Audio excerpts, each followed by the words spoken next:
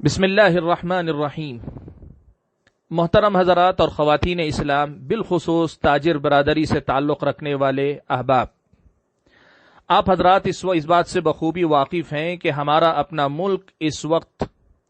ایک وبائی مرض کے زیر اثر ایک مشکل گھڑی سے، مشکل دور سے گزر رہا ہے۔ سبھی لوگوں کے کاروبار بند ہیں، سبھی لوگوں کے پاس گزرے معاش کے لیے وسائل برابر مہیا نہیں ہیں۔ سماج کا ایک طبقہ وہ ہے جن کے پاس اللہ تعالیٰ کا دیا بہت کچھ ہے، اور ان لوگوں کے پاس گھر کے اندر مہینوں بھر کا اناج ہو سکتا ہے، اور اگر اناج نہ بھی ہو تو اللہ تعالیٰ نے ان کو اتنا مال دیا ہے کہ وہ قوت خرید اتنی رکھتے ہیں کہ مارکیٹ کے اندر چیزوں کی قیمت بڑھ بھی جائے تو وہ آسانی سے خرید کر اپنا انتظام کر لے سکتے ہیں۔ لیکن آپ سبھی اس بات سے بخوبی واقف ہیں کہ ہمارے اپنے سماج کا ایک بڑا طبقہ ایسا ہے جو خط افلاس، غریبی کی ریکھا یا لائن سے نیچے اپنی زندگی گزارتا ہے۔ ان کا ذریعہ آمدنی اتنا ہی تھا، اب باقی نہیں رہ گیا۔ بہت سارے لوگ ایسے ہیں جو روزانہ کی محنت پر اپنی دوسرے دن کی روزی روٹی کمایا کرتے ہیں۔ اس وقت یہ صورتحال ہے کہ سارے معاش کے ذرائع بند ہونے کی وجہ سے ان لوگوں پر اپنا پیٹ بھرنے کا مسئلہ سب سے بڑا مسئلہ بن کر کھڑا ہوا ہے۔ آپ کو بتاؤں، بی بی سی کی رپورٹ کے مطابق ابھی ایک سروے آیا ہے کہ بہت سارے ہمارے اپنے ملک کے غریب یہ کہہ رہے ہیں ہمیں یہ ڈر نہیں ہے کہ ہم کورونا وائرس سے مر جائیں گے، ہمیں یہ ڈر ہے کہ یہ جو حالات ہم پہ گزر رہے ہیں کہیں کورونا سے پہلے بھوک سے ہم نہ مر جائیں۔ ان حالات میں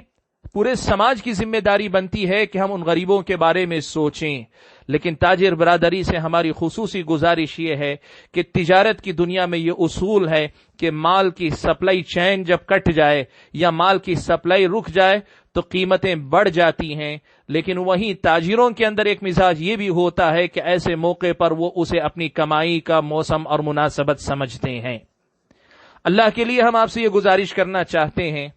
کہ یہ جو مصیبت آئی ہے یہ مصیبت کچھ کمانے کی نہیں ہے، یہاں کچھ لٹانے کا یہ موقع ہے۔ لوگوں کی مجبوری سے فائدہ اٹھانے کا تصور یہ اسلامی تصور نہیں، یہ مسلمانوں کا طریقہ نہیں کہ کسی مجبوری کو ہم اپنا فائدہ حاصل کرنے کا ذریعہ بنا لیں۔ یہ سوچ استحصالی سوچ ہے، اور مسلمان کبھی استحصالی سوچ کا مالک نہیں ہو سکتا۔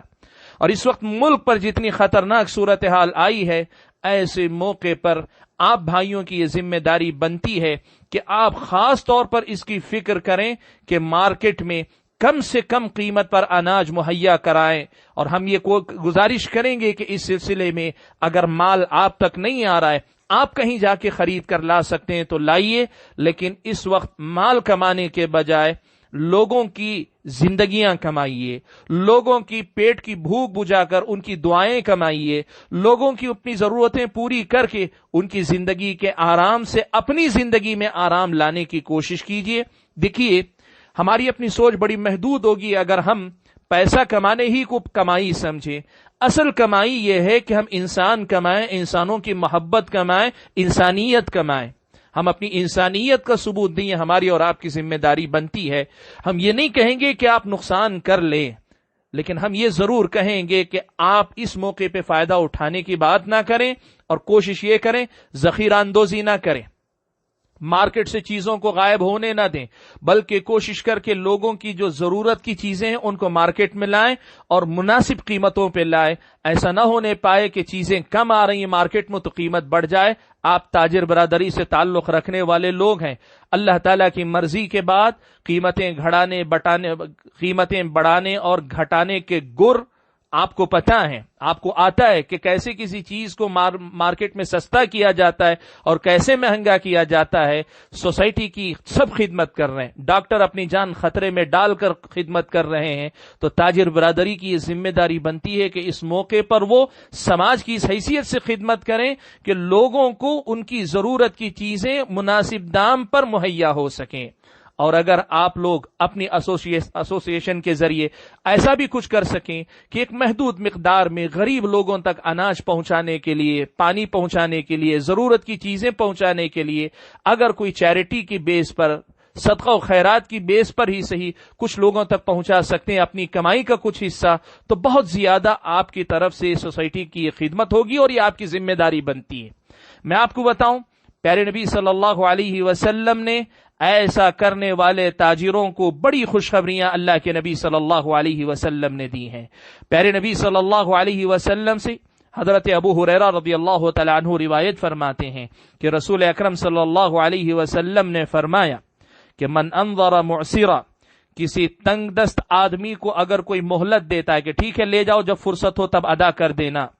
او وضع له، یا اس کی تنگ دستی کو دیکھ کر قیمت گھٹا دیتا ہے، اس کی مجبوری کو دیکھ کر قیمت گھٹا دیتا ہے، اظلہ اللہ یوم القیامت تحت ظل عرشہ یوم لا ظل الا ظلہ، ایسے بندے کو اللہ تعالی روز قیامت اپنے عرش کے سائے تلے سایہ دیں گے جس دن کے اس سائے کے علاوہ کوئی اور سایہ نہیں ہوگا۔ سبحان اللہ، گویا یہ مال کمانے کا موقع نہیں، روز قیامت نفسی نفسی کا جب عالم ہوگا اس حالت میں اللہ تعالیٰ کے عرش کے سائے تلے جگہ پانے کا ایک موقع ہے، اور اس موقع کو کمانے کی ایک مناسبت ہے۔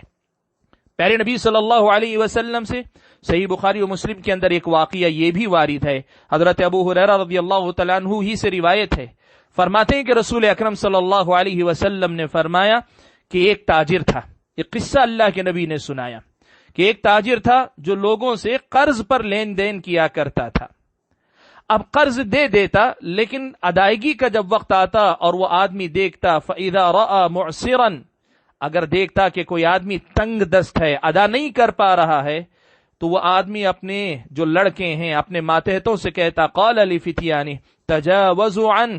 لعل اللہ ان یتجاوز عنا، کہتا تھا بھائی چھوڑ دو، معاف کر دو، اس کو چھوڑ دو، یعنی اس سے مطالبہ مت کرو، دینا تو ہے لیکن چھوڑ دو، معاف کر دو، شاید اللہ تعالی ہمیں درگزر فرما دے، ہمارے طرف سے تجاوز کر لے، اللہ تعالی ہمیں ہمارے گناہوں کو بھلا دے۔ آج ہم نے اس کا قرض بھلایا، کل اللہ تعالی ہمارے گناہ بھلا دے۔ نبی علیہ الصلوۃ والسلام فرماتے ہیں کہ اللہ تبارک و تعالی نے فتجاوز اللہ عنہ، اس بندے کو بھی قیامت کے دن پوری طریقے سے معاف کر دیا۔ بلکہ صحیح مسلم کے اندر یہ الفاظ بھی آئے کہ اللہ تعالیٰ نے کہا نحن احق بذلک منہ تجاوزوا عنہ، اگر یہ بندہ ہو کر بندوں کو معاف کر سکتا ہے تو میں رب ہو کر اسے کیوں نہ معاف کروں، میں اس کا زیادہ حق رکھتا ہوں۔ اللہ تعالیٰ فرشتوں کو حکم دیے کہ معاف کر دو اس بندے کو، اللہ تعالیٰ نے اسے معاف کر دیا۔